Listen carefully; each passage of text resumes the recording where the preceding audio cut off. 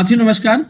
आज हम जानेंगे माइक्रोसॉफ्ट एक्सेल में इन्वेंट्री लिस्ट को कैसे क्रिएट करें। तो इन्वेंट्री लिस्ट आज हम यहाँ पे बनाना सीखेंगे, तो वीडियो को बिना स्किप किए आप पूरा वीडियो देखें जिससे आपको पूरा नॉलेज हो पाए। तो सबसे पहले तो हम यहाँ पे टाइटल बनाएंगे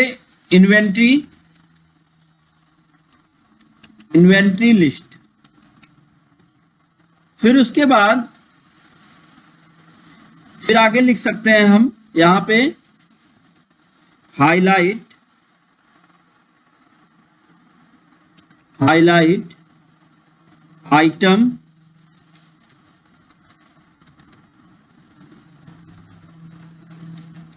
आइटम्स टू रिकॉर्ड।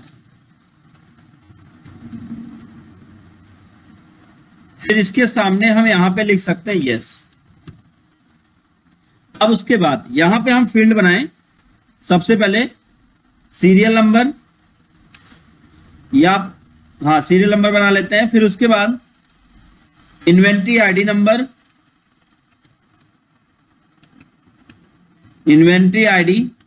फिर उसके बाद नेम, फिर उसके बाद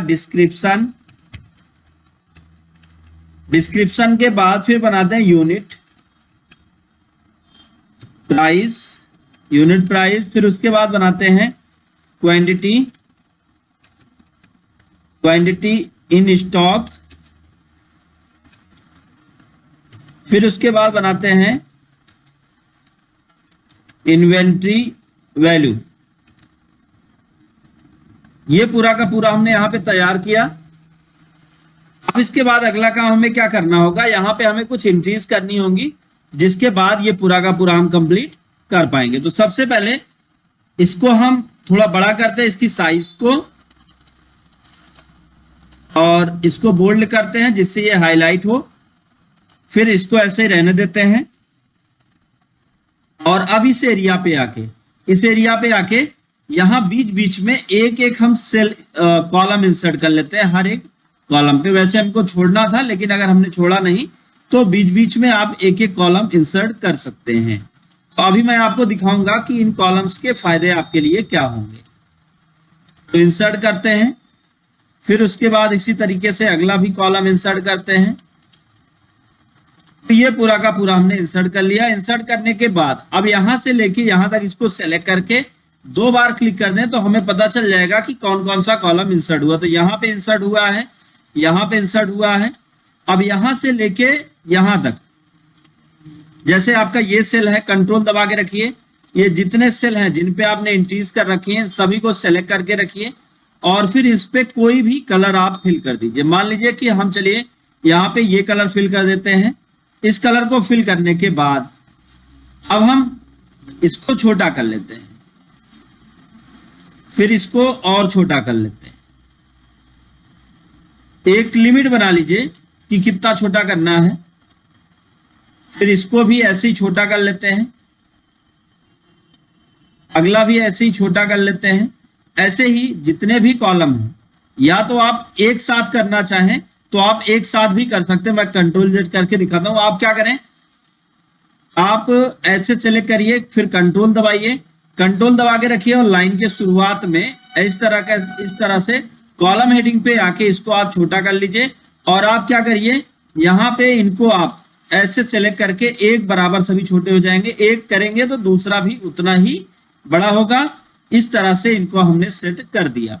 अब सेट करने के बाद फिर अगला यहां पे हम सबसे पहले तो सीरियल नंबर नोट कर सकते हैं, 1 2 3 जो भी आप चाहें।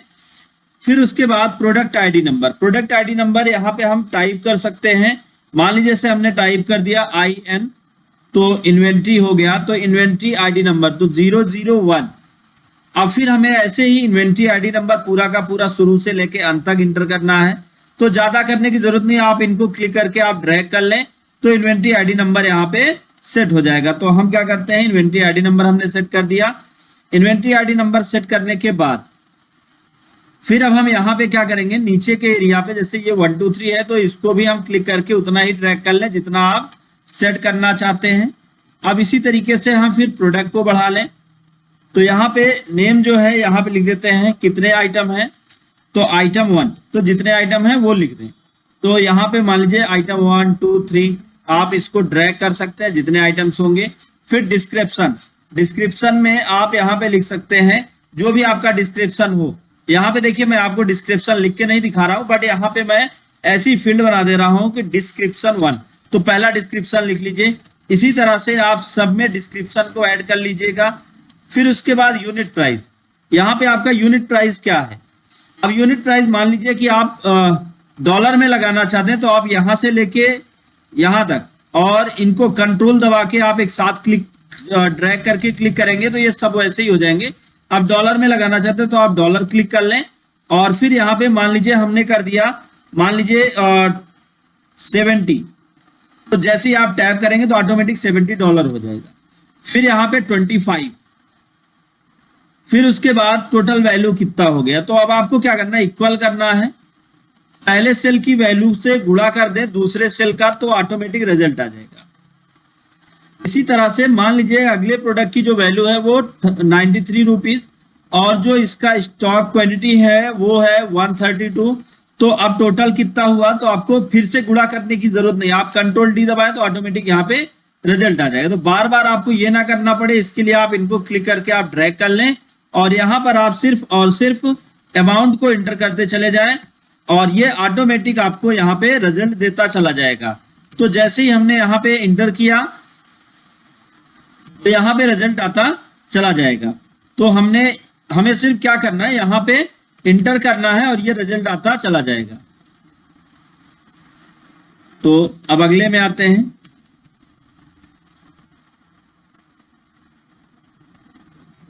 इस तरह से हमने क्या किया, पूरी की पूरी एंट्री को कंप्लीट कर लिया।